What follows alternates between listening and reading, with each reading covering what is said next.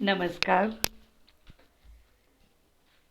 जब युधिष्ठिर ने स्वयं को भी द्यूत क्रीड़ा में दांव पर लगा दिया, तो उसके बाद शकुनी ने युधिष्ठिर से कहा, अभी तुम्हारे पास ऐसी कौन सी चीज़ है जो तुमने अभी हारी नहीं है? उसकी बाजी लगाकर तुम स्वयं को छुड़ा सकते हो। तुम अपनी पत्नी द्रौपदी को ही दांव पर क्यों नहीं लगा देते? उस समय युधिष्ठिर जुए के नशे में इतना चूर था कि उसके मुंह से यह निकल गया, चलो मैं अपनी पत्नी द्रौपदी की भी बाजी लगा देता हूँ। उसके मुंह से यह निकल तो गया, किंतु उसके परिणाम को सोचकर उसका मन बेचैन हो उठा और सोचने लगा कि हे भगवान, ये मैंने क्या कह डाला। युधिष्ठिर की इस बात पर सारी सभा मंडप में हाहाकार मच गया और सभी लोग कहने लगे, इतना घोर पाप। कुछ लोगों के तो आंसू बहने लगे।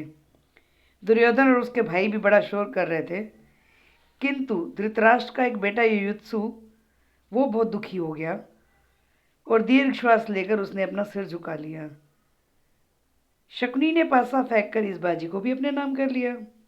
बस फिर क्या था, दुर्योधन ने विदुर को आदेश देते हुए कहा, आप अभी रनवास जाकर द्रौपदी को यहाँ ले आए। विदुर ने कहा, मूर्ख दुर्योधन, क्यों अपने मृत्यु को निमंत्रण दे रहे हो तुम? दुर्योधन को फटकारने के बाद विदुर ने सभा पदों की ओर देखा और बोला, खुद को हारने के बाद युधिष्ठिर का कोई अधिकार ही नहीं है कि वो पांचाल नरेश की पुत्री द्रौपदी को दांव पर लगाए। द्रौपदी अब उसकी नहीं है, क्योंकि खुद ही किसी का गुलाम हो चुका था। विदुर की बातें सुनकर दुर्योधन बौखला गया और अपने सारथी प्रतिकामी को बुलाकर कहा, विदुर तो हमसे वैसे ही ईर्ष्या करता है और पांडवों से डरते हैं, इसलिए तुम रनवास जाओ और द्रौपदी को बुला लाओ। सारथी प्रतिकामी दुर्योधन की आज्ञा पाकर रनिवास में गया और द्रौपदी से बोला, हे द्रुपद नरेश की पुत्री, चौसर के खेल में युधिष्ठिर आपको दाव में हार चुके हैं। अब आप राजा दुर्योधन के अधीन हो गई हैं। राजा की आज्ञा है कि आपको धृतराष्ट्र के महल में दासी का काम करना है, इसलिए मैं आपको लेने आया हूँ। सारथी ने द्रौपदी को जुए में के खेल में जो कुछ भी हुआ था वो सारा किस्सा सुना दिया। द्रौपदी ने प्रतिकामी से कहा, हे सारथी, तुम जाकर उन हारने वाले जुए के खिलाड़ियों से पूछो कि पहले वो अपने आप को हारे थे या मुझे। भारी सभा में ये प्रश्न उनसे करना भरी सभा में ये प्रश्न उनसे करना और जो उत्तर मिले वो मुझे आकर बताना और उसके बाद मुझे ले जाना। प्रतिकामी ने जाकर भरी सभा में युधिष्ठिर को वही प्रश्न किया जो कि द्रौपदी ने उससे पूछने को कहा था। इस पर दुर्योधन ने प्रतिकामी से कहा, द्रौपदी से कह दो कि वह स्वयं यहाँ आकर अपने पति से प्रश्न कर ले। प्रतिकामी फिर रनिवास में गया और द्रौपदी के समक्ष झुककर बड़ी नम्रता से बोला, हे देवी, दुर्योधन की आज्ञा है कि आप स्वयं आकर ही युधिष्ठिर से यह प्रश्न कर लें। द्रौपदी ने कहा, नहीं नहीं, मैं वहाँ नहीं जाऊंगी। यदि युधिष्ठिर मेरे प्रश्न का उत्तर नहीं देते तो सभा में जो सज्जन विद्यमान है, जो सब बड़े लोग विद्यमान हैं, तुम जाकर उनसे मेरा प्रश्न पूछो और उत्तर आकर मुझे बताओ।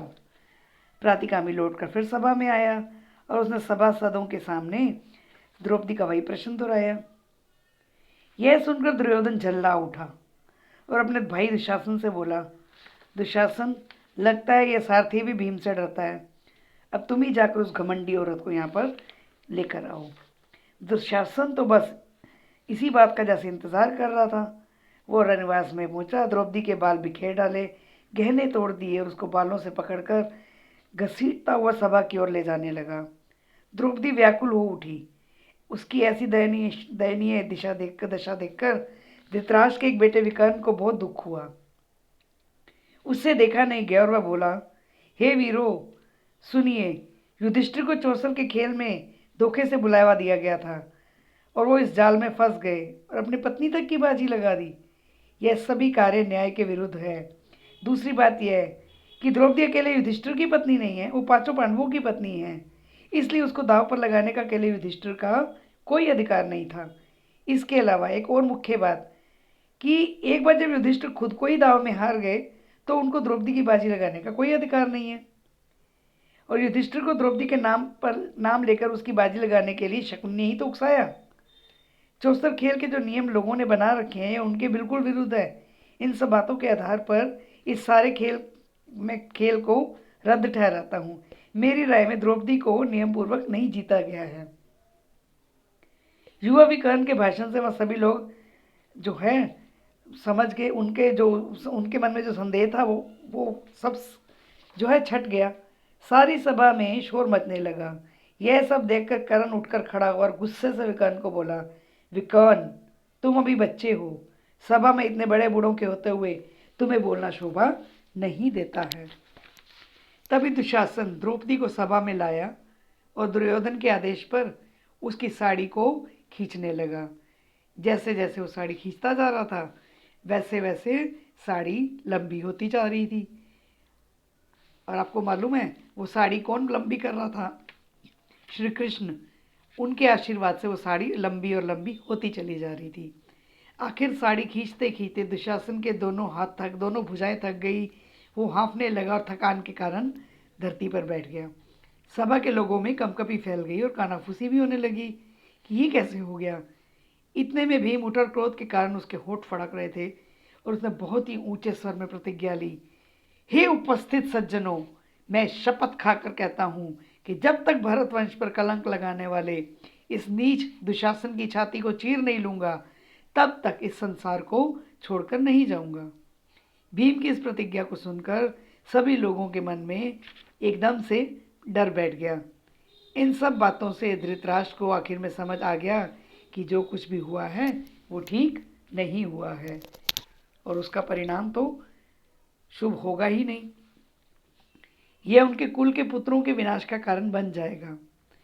उन्होंने परिस्थिति को संभालने के इरादे से द्रौपदी को प्यार से अपने पास बुलाकर शांत किया और बोला, बेटी, तुम यहाँ पर आकर बैठो। और फिर युधिष्ठिर की तरफ मुड़कर बोले, पुत्र युधिष्ठिर, तुम तो अजात शत्रु और उदार हृदय के हो। दुर्योधन की इस कुमंत्रणा को क्षमा करके इन बातों को मन से निकाल दो और भूल जाओ। तुम अपना राज्य, धन संपत्ति आदि सब लेकर इंद्रप्रस्थ को सुखपूर्वक रहो। धृतराष्ट्र की इन बातों को सुनकर पांडव शांत हो गए और उचित अभिवादन के पश्चात द्रौपदी और कुंती सहित इंद्रप्रस्थ के लिए रवाना हो गए। पांडवों के जाने के बाद कौरवों में बड़ी खलबली मच गई। पांडवों के इस प्रकार साफ निकल जाने के कारण कौरव अपना क्रोध भी नहीं दिखा पाए और वो कोशिश करने लगी कि कुछ ऐसा करे कि ये जो है फिर जो है हमारी बातों में उलझ जाए। दुशासन तथा शकुनी के उकसाने पर दुर्योधन फिर से अपने पिता धृतराष्ट्र के पास गया और पांडवों को फिर एक बार खेल पे बुलाने के लिए राजी कर लिया। आप देखिए कि पुत्र के मोह में पिता को इतना भी अंधा नहीं होना चाहिए कि वो उसकी हर गलत बात को मान जाए। इस बार युधिष्ठिर को बुलाने के लिए एक दूत को भेजा गया। पिछली घटना से दुखी होते हुए युधिष्ठिर ने फिर भी निमंत्रण स्वीकार करना पड़ा, क्योंकि वही राजवंशों की जो प्रथा थी कि खेल का बुलावा आने पर आप माना नहीं कर सकते थे। युधिष्ठिर हस्तिनापुर आए और फिर से शकुनी के साथ चौसर खेला। इस बार खेल में यह शर्त रखी गई कि हारा हुआ दल अपने भाइयों के साथ 12 वर्ष तक वनवास करेगा और उसके बाद 1 वर्ष अज्ञातवास में रहेगा। और यदि उस अज्ञातवास के उस वर्ष में उनका पता लग गया तो उनको सबको 12 वर्ष का वनवास फिर से भोगना पड़ेगा। इस बार फिर से युधिष्ठिर हार गए और सभी पांडव अपने किए गए वायदे के अनुसार 12 साल के लिए जो है वनवास चले गए और 1 साल के अज्ञातवास के लिए उन्होंने प्रण लिया कि हम 1 साल अज्ञातवास में रहेंगे। तो इस प्रकार से परंपराएं अच्छी होती हैं, लेकिन हमें सिर्फ उसी परंपरा का पालन करना चाहिए जिस परंपरा से किसी का अपमान ना हो, जिस परंपरा से कोई भी दुखी और परेशान ना हो। तो हमें परंपराओं को निभाने से पहले हमेशा उस पर ध्यान देना चाहिए कि क्या वो परंपरा फॉलो करने लायक है भी या नहीं, अनुसरण करने योग्य है भी या नहीं। चलिए, अब मैं अपना ये अध्याय यहीं समाप्त करती हूँ और आशा करती हूँ कि आपको यह कथा पसंद आई होगी। और अगर पसंद आई होगी तो लाइक ज़रूर करिएगा, कमेंट बॉक्स में कमेंट ज़रूर डालिएगा और चैनल को सब्सक्राइब ज़रूर करिएगा। तो चलते हैं, अगले अध्याय में फिर से मिलते हैं। धन्यवाद।